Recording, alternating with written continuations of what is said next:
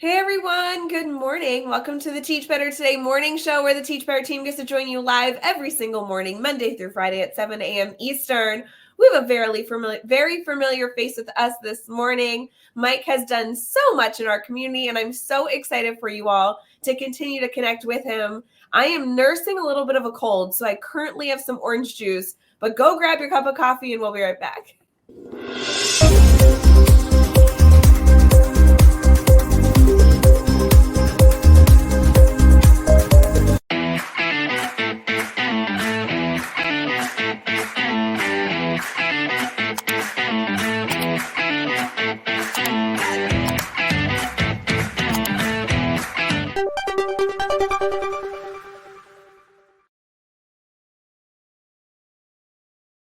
Hey everyone, good morning. Welcome to the Teach Better Today morning show. We have Mike here with us. Mike, how you doing this morning?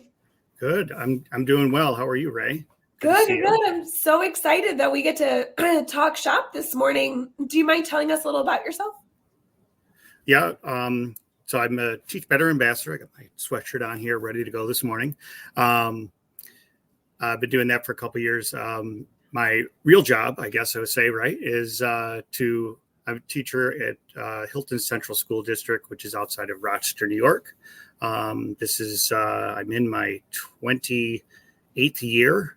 So I've been around a little while. So I teach biology. I'm also our district's 712 science program coordinator, which is a fancy term for I get to pass on information from administration to our department and pass it back up to them, and try to just coordinate any kind of changes and stuff that we need to make.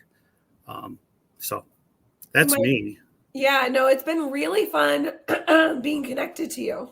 Sorry, I'm going to lose my voice. We've had so many good conversations about your experience as an educator. Obviously, use the grid method too. Yeah. I haven't used as much of the grid method lately, but it definitely was what got me going on to like mastery learning and, and eventually into standards-based grading and that kind of thing. So yes, you've been a part of a few book studies we've done, all that good stuff. Yeah. I really love anything that's talking about best practices for students when it comes to assessment and grading and that kind of thing. It's amazing what a mark on a paper can do to a student, in their psyche and what they think of themselves and the relationship with the teacher. So that's something I'm really, really passionate about for sure. Yeah, I know grading has been a huge passion of yours. I don't necessarily know where that started, although I vividly remember you being a part of a ambassador book study that explored that. Do you mind sharing a little bit about where that passion came from of realizing that grading was going to have such a big impact on students? You wanted to add more of a focus? Yeah, I don't know exactly when and where it started, but I know I was definitely frustrated with the common questions that students will pose to you. Sure. Is this graded? How many points is this worth? Is there a bonus? Those kind of things. All of those things are just like those point grabbing kind of questions, which, we've trained our kids to do. I would say, I'm trying to think now, probably the 20, I'm trying to think, I can't even remember, but it's been a number of years now. I got connected with some educators that were doing gradeless, going gradeless. And, but before that, I had, I tried mastery grading. I had tried some standards based, but, our school is very traditionally based 100-point scale kind of grading. So it's difficult to it almost was like try to fit a round peg in a square hole kind of thing. It just didn't always seem to work, but I connected with some people and what they were doing was translating the learning into a grade through a grade conference at the end of a grading period. So I've kind of adopted that exactly how we get to that grade has really evolved a number of times. My first year, I actually started and I had to pull back halfway through the year because a lot of it was, kids don't know what they don't know sometimes. And, there were too many kids who I thought were doing really well and were saying like, I don't know, I've got like an 80, I'm like, oh, if it was a traditional one, you'd be, mid 90s or above, that kind of thing, But then we also had some kids going, oh, I really know all this stuff. And I'm thinking, not so much. So I needed to tighten up exactly what it meant and how we got there. So that's where I think came in. Yeah, I think your evolution in learning how to be an effective feedback provider to students was this exploration in grading, and it doesn't happen overnight. I'm sure you went through many iterations of trying to find the right way to fit what your students needed as far as support into the system that you exist within, which I think is a huge success for many educators. We all kind of have that journey in our own way. And, like a lot of people will say, well, I could never do that. It wouldn't work. And it didn't work for me, not at first, and that's the whole thing. It's like you said, it was an evolution, it takes a long time and it's still going, I'm already thinking about how I'm going to change it for next year.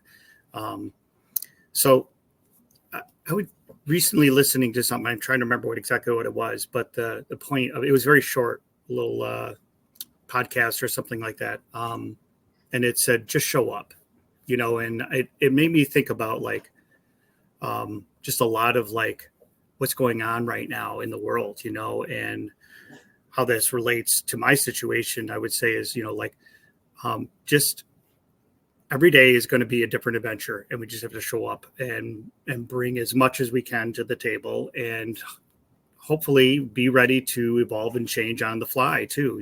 That happens as well. Yeah. So. No, and I know we're going to have so much more to talk about as we transition in just a minute to our Team Talk section, but I know grading is such a passion for yours, so I want our community to at least be aware that they can reach out to you to have those reflective conversations. The other thing that I want to dive into is your passion as an educator, continuing to support other educators and so many other things. So we'll be right back with our Team Talk.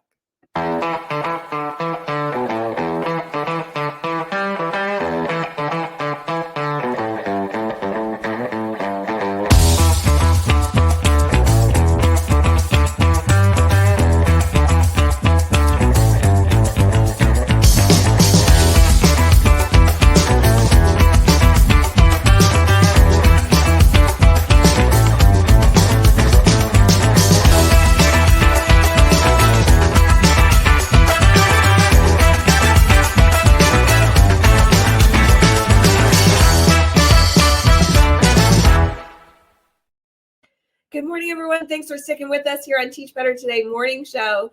Mike has been here talking about a number of different things, not only his involvement in our ambassador program, but choosing to also be an educator that's constantly learning, evolving in his practices through grading, and so many other ways, supporting educators that he's connected with. I've seen that in our ambassador program, and I know it has a wide variety. Mike, if you had to identify one idea or element that seems to be like your soapbox topic, you're like, I just really wish educators thought through this a little bit more or had more support in this area, what would be your go-to response?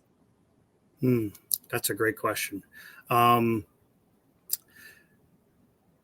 think we have to get to more of the what's best for kids versus what I learned when I was a student, and so much of what at least I wasn't really formally taught on certain things and certain aspects of teaching. We got a little tidbits here and there, but kind of learn on the fly. You learn from your, who was your supervising teacher doing student teaching, and who was the person next door who had more years experience than you when you first started teaching. But in the most part, especially back in the very early days of the internet, when I felt like I was teaching, there wasn't a lot of community, there wasn't a lot of support. And it was like, okay, my teachers gave me notes for the whole period, and then a quiz, okay. Once in a while we do a lab, Yeah. that's what I do, and I can't even imagine doing that now. I mean, 28 years ago, it's like, ugh, Yeah. I wouldn't do those things now, so just thinking about like, what is the newest research? And it's sometimes really hard to take that research and go, okay, what does this mean? And so but now there's so many great people out there that are able to break it down for us, like Teach Better, like what you guys do. And, just it's so much easier to do now, just listening to podcasts, watching, whatever. So many opportunities, I think. So, yeah, I would say that's probably my. Well, yeah, I mean, it's this reflection that we all need to acknowledge the fact that education must evolve. And as it evolves, you don't have to do it alone. And there's so many people out there that not only can interpret the new ways to support students, but also help you be more successful or just be a support system as you start to figure it out. I know you've done so much with our ambassador program to kind of lean on and also foster those conversations as a huge mentor in that crew. Do you feel like you've been able to step in even when situations seem to maybe not be in your expertise space, but still provide that moral support for educators that are problem solving through something challenging? Yeah, I mean, half the time it's just listening, and just listening to what's going on. So I am a mentor in the ambassador program, which basically it seems funny to me because there's some of the educators that come in and I'm mentoring. I'm like, boy, what you're doing is like blowing me away, like, so how am I going to help you? I kind of think of that way, but it's more of in this situation to get everyone acquainted with how we do things in our ambassador program and how to get involved and how to stay connected. I'm also do some instructional video coaching in my district. So like I'm involved in that way. When I started teaching, I was the youngest in my department by like about 15 to 20 years. So now everyone's, pretty close to my age, maybe a couple of years younger, and we're starting to have a new wave kind of coming in. So so I'm sharing a room with a 26-year-old teacher, and being much older than her, it's fun. It's her energy is great for me, and to just bounce ideas off of each other and talk it through is really what I love to do. And I get to do that through the master program too, as a mentor. So. Mike, I know you have so many things that you've been able to explore as an educator, share in your day-to-day, position as an educator. You've also chosen to be extremely well-rounded and build your professional learning network. So when you're struggling or when you're questioning, you can reach out to somebody close by.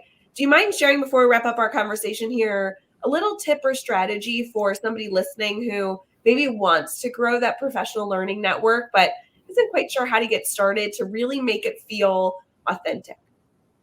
To just start following some people on whatever social media platform you like to use. I know Instagram is big. I've never really gotten totally into Instagram. I've always been a Twitter person. So I had joined a lot of Twitter chats and just connecting with people that way. Facebook too, all the Facebook groups and stuff like that, to just, start kind of like listening in, if you will. I mean, if you can listen in on a social media, but, just kind of follow the conversation, interject questions once in a while, and you start to see connections. And, when you feel like you've got some expertise in something, to just share, sharing is caring, they say, right?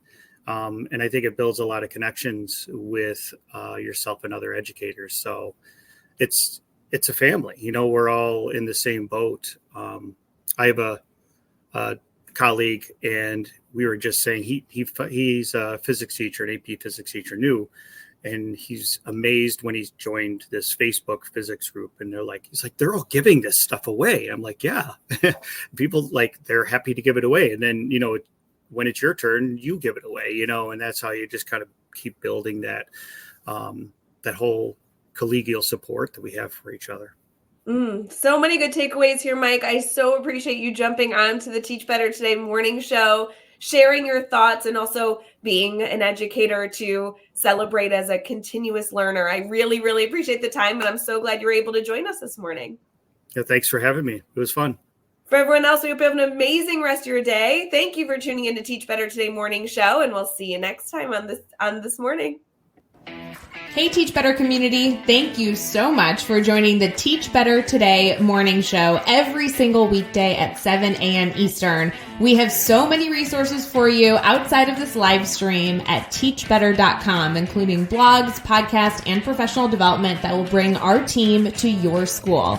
Wherever you are listening from this morning, please make sure you are sharing and celebrating the incredible educators in this world. And hey, if you are listening over on a podcast to Teach Better Talk, we would love a 5-star review. The comments are always so entertaining. We'll see you tomorrow.